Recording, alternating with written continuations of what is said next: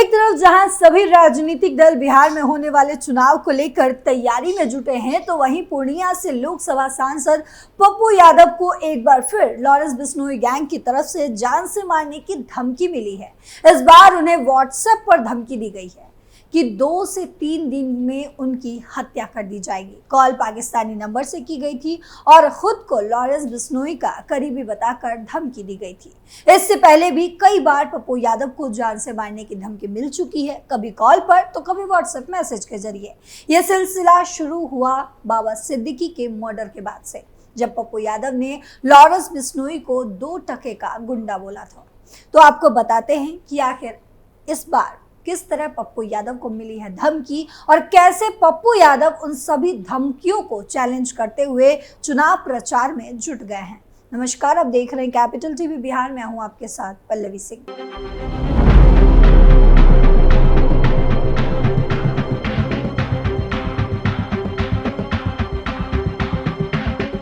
पूर्णिया से लोकसभा सांसद पप्पू यादव को एक बार फिर लॉरेंस बिश्नोई गैंग की तरफ से जान से मारने की धमकी मिली है। इस बार उन्हें व्हाट्सएप पर धमकी दी गई है कि 2 से 3 दिन में उनकी हत्या कर दी जाएगी। कॉल पाकिस्तानी नंबर से की गई थी और खुद को लॉरेंस बिश्नोई का करीबी बताकर धमकी दी गई थी। और इतना ही नहीं, व्हाट्सएप पर एक धमाके भरा वीडियो भेजा गया जिसके नीचे योर फ्यूचर लिखा है। इसके अलावा कॉल करने वाले ने धमकी देते हुए कहा कि 24 दिसंबर से पहले पप्पू यादव को मार देंगे। आपको बता दें कि 24 दिसंबर को पप्पू यादव का जन्मदिन है। साथ ही पप्पू यादव और बेटे सार्थक की तस्वीर के नीचे लिखा है कि दोनों पर नजर है मेरी। वहीं पप्पू यादव भी इस बार आर पार के मूड में नजर आ रहे हैं। पप्पू यादव ने तारीख और मैदान तय करने की चुनौती दे डाली है। अब आपको सुनाते हैं पप्पू यादव को दी गई उस धमकी की फोन रिकॉर्डिंग, तो सुनिए। हमारे साथी ने तेरे को नेपाल से फोन किया समझाने के लिए कि भाई से माफी मांग ले, लेकिन तू सुधरने का नाम ही नहीं ले रहा है। तू उल्टा उसी पे चढ़ रहा है। तू अभी तक हमारे टारगेट पर उसको बोलते अभी बच रहे, उसके आसपास लोग हैं, लेकिन एक ना एक दिन कुत्ते की मौत मारेंगे। हमने वहां पे लड़के लगाए हुए तुम्हारे पीछे, तुम्हारे घर पे भी लड़के लगाए हुए। जिस दिन मौका मिला कुत्ते की मौत मारेंगे दोनों की, समझ रहे हो ना। तो बता दो, पाकिस्तान से फोन आया है, लॉरेंस गैंग से बोल रहा हूँ। आप बोल कौन रहे हो यार? हम पाकिस्तान से बोल रहे हैं। कौन? लॉरेंस आदमी बोल रहा हूँ मैं। पप्पू यादव को समझा दो, अपनी हद में रहे, माफी मांग ले, सीधा सीधा भाई से माफी मांग ले, लेकिन वो सुधरने का नाम ही नहीं ले रहा। कि तुम नाटक करते जा रहे हो। हाँ? वो बोलते 24 घंटे में भाई के गैंग को खत्म कर देगा। तूने क्या एविडेंस समझाओ भाई के गैंग को? उसके कैसे वो खत्म कर देगा भाई के गैंग को? तो पप्पू यादव को क्या समझ के रखा है? हाँ? पप्पू यादव होगा अपने घर का पप्पू यादव, भाई से बड़ा नहीं है। पप्पू यादव में आएंगे, काट के रख देंगे। दुनिया में पप्पू यादव ना कोई काट पाट नहीं करेगा। पप्पू यादव कोई खीरा ककरी नहीं है ना। जो भी है उसको समझा देना कि अपनी हद में रहे। अभी उसको नहीं छोड़ेंगे हम। बहुत हो गया, अभी प्यार की जबान होता है, समझ रहे। तो तुझको जहाँ एक काम करना, तू एक तो डेट तिथि फाइनल कर ले। कहाँ? बोलो। एक तो मैदान फाइनल कर ले, एक तो डेट तिथि फाइनल कर ले, एक मैदान फाइनल कर ले। एक डेट तिथि फाइनल कर ले, एक मैदान फाइनल कर ले। हाँ, फिर उसके बाद पता चल जाएगा। हाँ, बस यही कहना है, समझा दो उसको।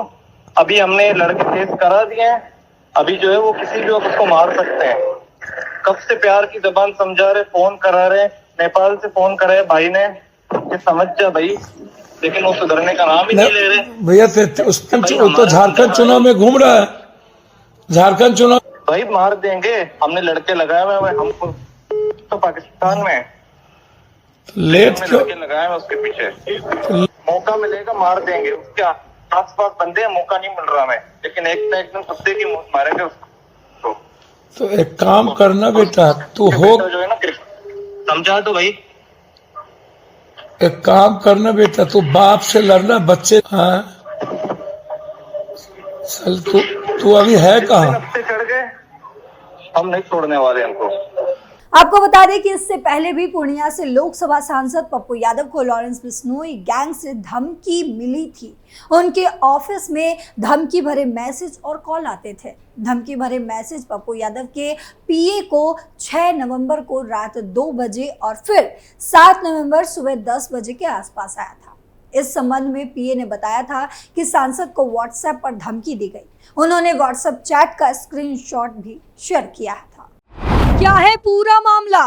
दरअसल कुछ समय पहले पप्पू यादव ने लॉरेंस गैंग द्वारा सलमान खान को मिल रही धमकी को लेकर पोस्ट किया था। पोस्ट में उन्होंने लॉरेंस गैंग को चुनौती देते हुए उसके नेटवर्क को 24 घंटे में खत्म करने की बात कही थी। इसके कुछ ही दिन बाद पप्पू यादव को एक कथित कॉल भी आई थी, जिसे उन्होंने खुद साझा किया। इसमें लॉरेंस के कथित गुर्गों ने पप्पू यादव को कर्म से लेकर कांड करने तक की धमकी दे डाली।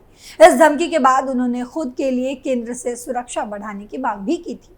पप्पू यादव को फिलहाल वाई श्रेणी की सुरक्षा प्राप्त है, लेकिन अब वे जेड श्रेणी की सिक्योरिटी चाहते हैं। लगातार मिल रही जान से मारने की धमकी।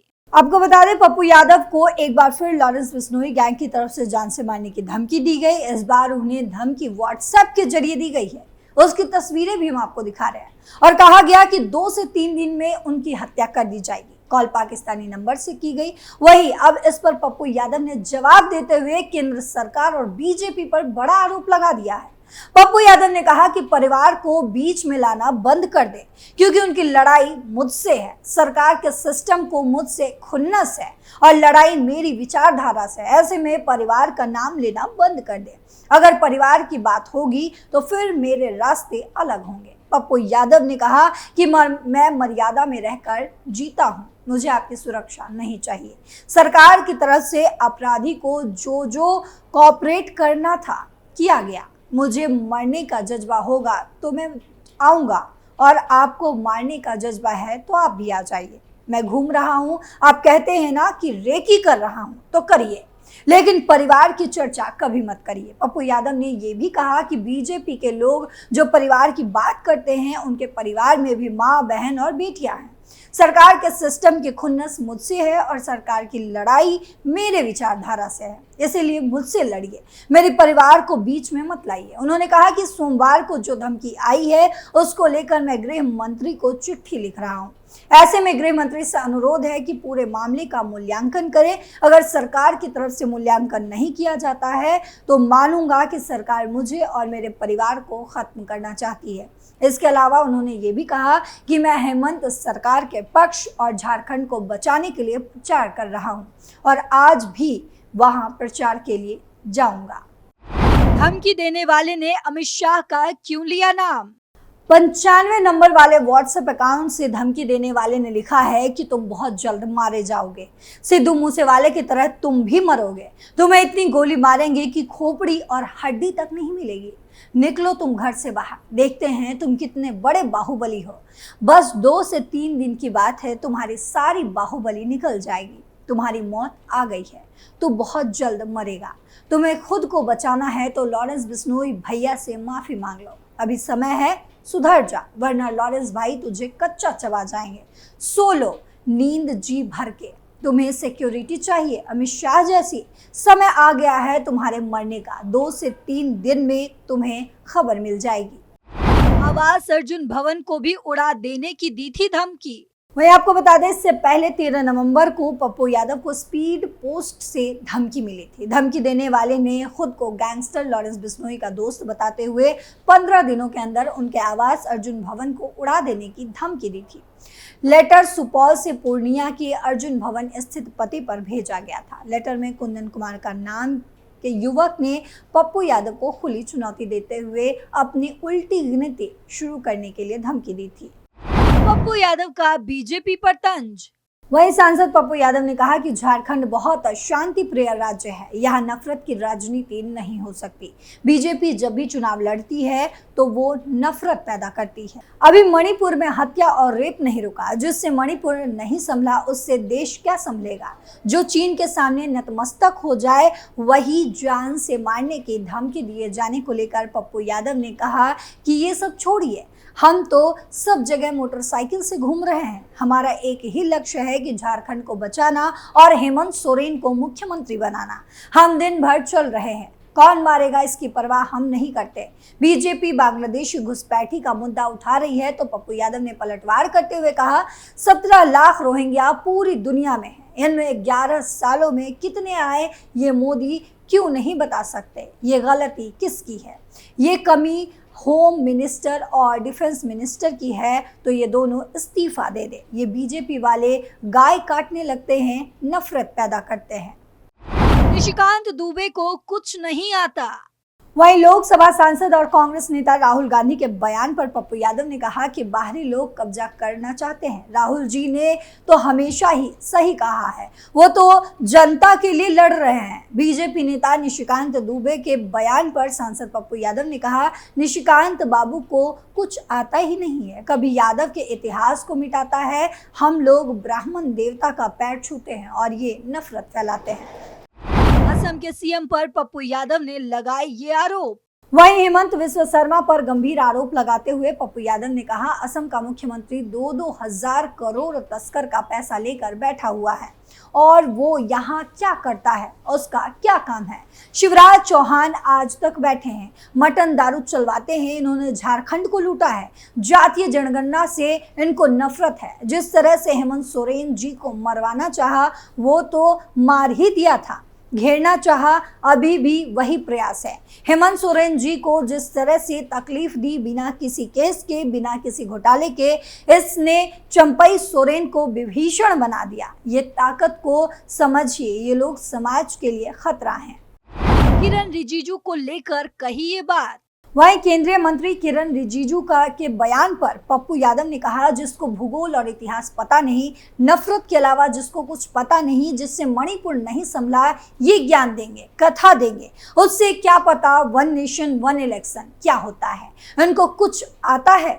हम इनको बता दें कि इनके बाप दादा कांग्रेसी ही थे। ये लोग किताब पढ़ता नहीं है, इनकी एक ही किताब है, लोगों को डराओ और लूटो।